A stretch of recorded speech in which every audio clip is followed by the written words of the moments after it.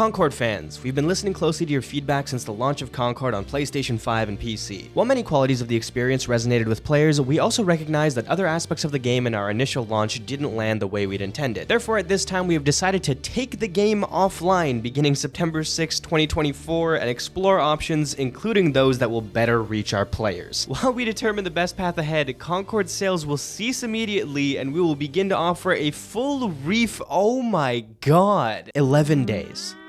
Concord released 11 days before this statement, and it's set to close down in less than a week. Russell Westbrook was a member of the Utah Jazz longer than this game lasted. It took 2,920 days to create Concord, and 11 to tear it down. And that really sucks, because there aren't a ton of things that you can do once and immediately be a top 1,000 talent at it, but playing Concord was one of them, and now that's gone. The only games that I can think of that announced their end of service faster than this are The Culling 2 and The Day Before, and neither of those were Sony first-party $200 million games. That is an asinine situation to be in. Although, let's be totally honest, not exactly shocking. This game was the definition of dead on arrival. I mean, even me, who's a self-proclaimed Sony pony who just meat rides everything the company puts out, I still hadn't even seen Concord's gameplay until after it had already released. I just did not care about this thing, and I wasn't alone. The launch trailer for Concord has less views than the average player count at the launch of Helldivers 2 on PC alone. Do you know what that means? That means more people paid $40 and all simultaneously played this game on an average day on its secondary platform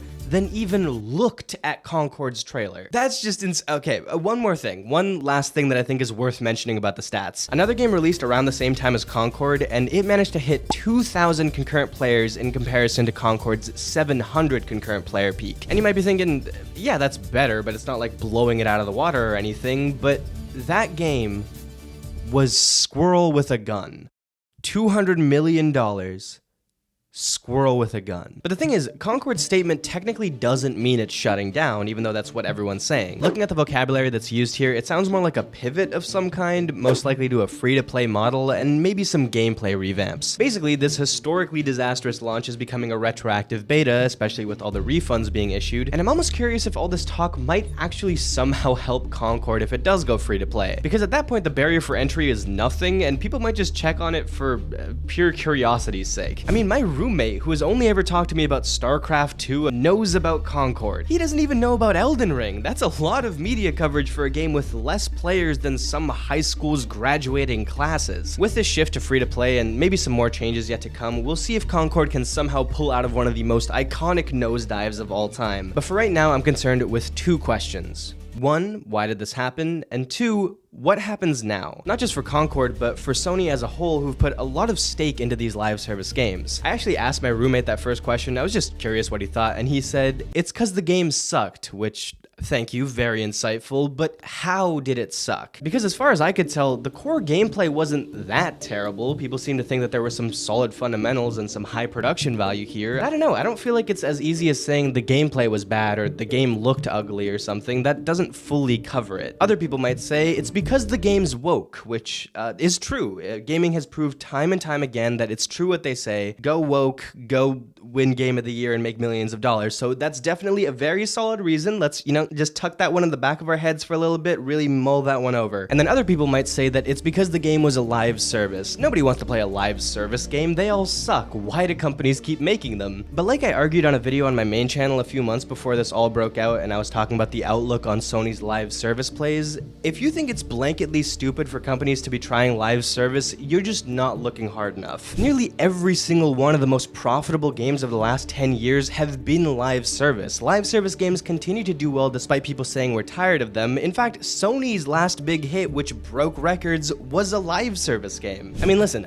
I also significantly prefer single-player stuff. I'm also very worried about the industry turning more and more towards these types of games and what that means for devs. But I can't act like this is some weird foreign concept that I just don't understand. Like, are we really still at the stage where we're going, why do all these companies keep trying to replicate games that make billions of dollars off a single property? What could they possibly be trying to do? These games obviously can do well, and if they do, you make money hand over fist, which makes it worth the risk for most publishers. And we could just keep going on with different reasons. reasons. Oh, it cost $40 and it was from a relatively unknown dev, but also, I mean, so was Helldivers. Oh, it's because it's a hero shooter that's super derivative of Overwatch, but I don't know, Deadlock seems to be doing more than fine, and despite a mixed initial reaction, people seem to be warming up on Marvel Rivals ahead of its release. Somebody even sent me a tweet that basically said that Concord was failed from the start because it's a competitive shooter. Competitive shooters are destined to fail. How was this ever gonna get popular? Which is just a crazy statement regardless, but it's an especially crazy statement to put out literally as the playtest for a shooter in the same subgenre as Concord is hitting these numbers. I just feel like none of these answers really get to the heart of the issue, because to me,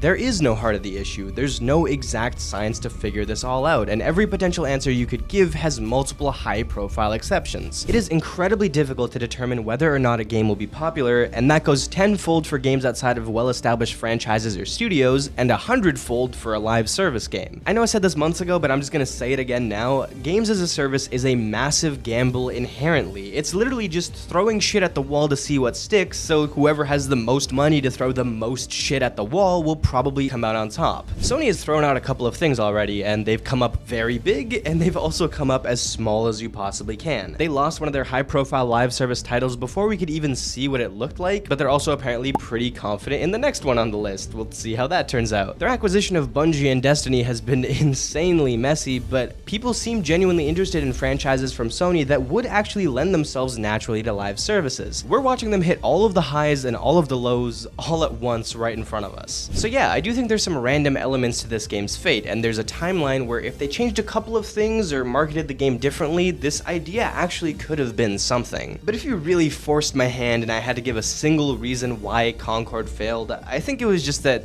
it never made a statement. This is a game that represented one of the most contentious formats of video games, a live service hero shooter, and it took on that burden while also having nothing that made it stand out. And that turned it into the ultimate punching bag before it even released. It has one of the least memorable character designs I've ever seen, despite being a game that almost entirely relies on finding your favorite character to play as. The most notable character from this game is Discount Baymax. That's not good. I want to be like a big monkey or Death, not John Concord.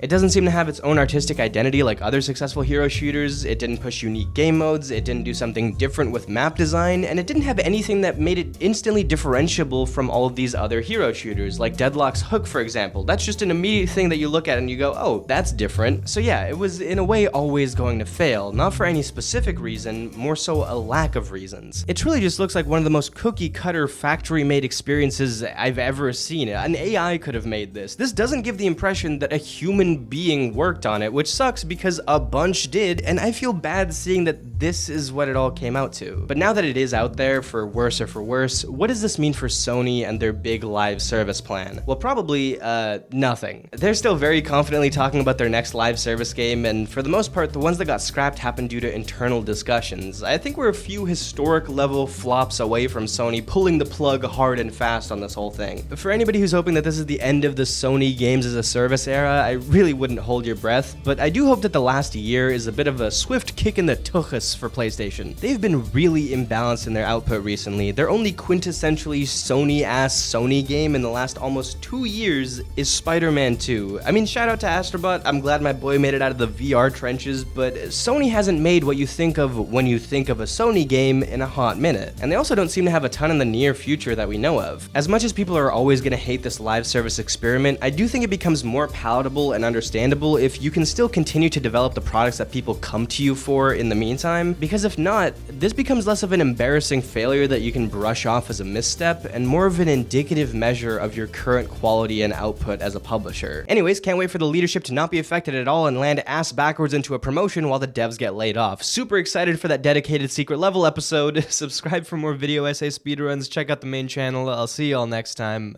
Bye.